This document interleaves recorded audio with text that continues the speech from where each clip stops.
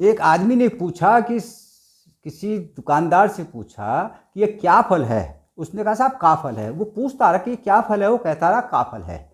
तो पहाड़ों के अंदर एक फल होता है जंगली, जिसको काफल कहा जाता है। काफल एक छोटे दानों में कई फलों का एक समूह होता है, और वो जो है कच्चे में हरा और पकने पे उसके रंग लाल या कलीजे रंग का हो जाता है। तो पहाड़ों के अंदर मिलने वाला एक ऐसा फल जो बैसाख के महीने में, अंग्रेजी महीनों के हिसाब से अप्रैल के महीने में आना शुरू होता है और बहुत ज़्यादा दिन तक नहीं रहता।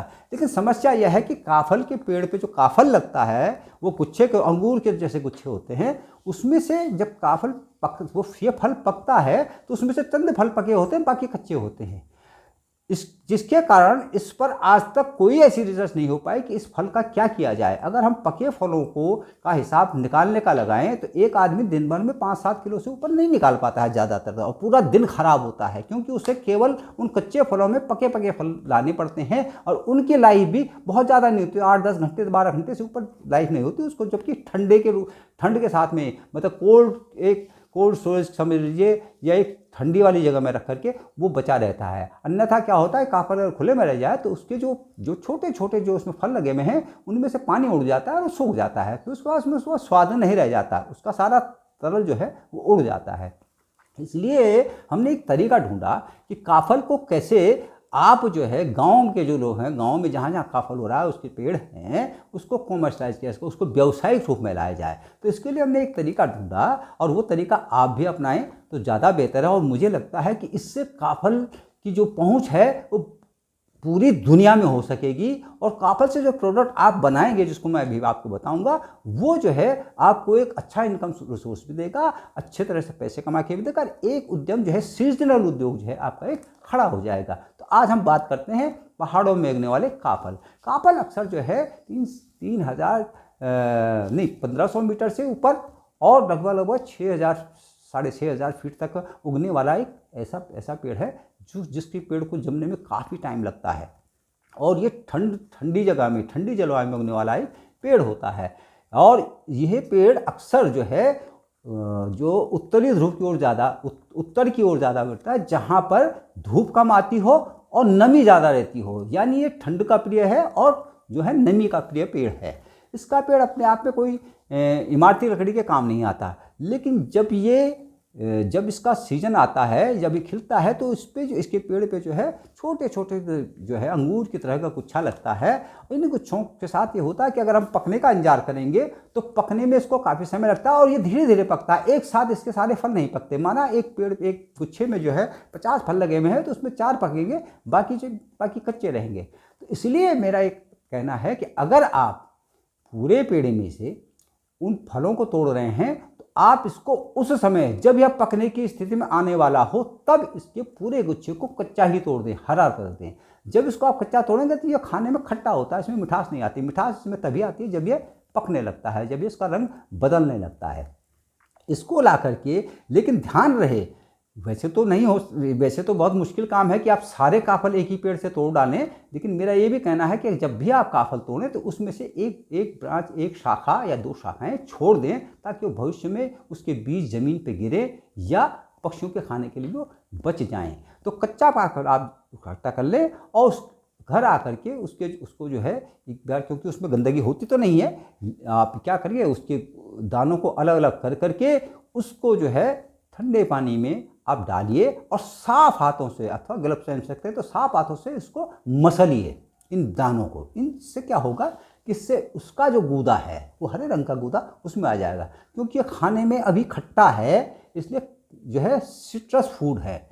अगर आप इसको इस तरह से उसमें डालेंगे और फिर इसको हल्की आंच में थोड़ा थोड़ा गर्म करें, तो गर्म करने के बाद जब आप देखेंगे कि माना 1 किलो काफल है, तो उसमें 1 किलो काफल में आपका 60% से 70% तो जो है उसमें केवल गुठली होगी, यानी उसके बीज का वजन होगा। तो उसको आपको अलग करना है। जब इसको आप मसल करके पानी साथ मिला दें, तो इसको आप एक मोटी छन्नी से छान दें, ताकि बीज ऊपर रह जाएं और उसका गूदा पानी के साथ चला जाए। इस पानी को आप जो है हल्की आंच पर के हल्का हल्का उबालने को शुरू करें, और धीरे धीरे जब ये उबलने की स्थिति में आए तो इसमें चीनी मिलाएं, खांड मिलाएं, जैसा भी मीठा आप मिलाना चाहते हैं उसको मिला करके इसको घोल बना लें और उसका तरल बना लें उसी पानी के साथ में। अगर आपको जूस बनाना है तो तरल बनाएं, अगर आपको जैम बनाना है तो इसको आप जो है गाढ़ा गाढ़ा ही रखिए। और धीरे धीरे जब ये उबल करके एक उबाल आ जाए उसके बाद इसको उतार लें।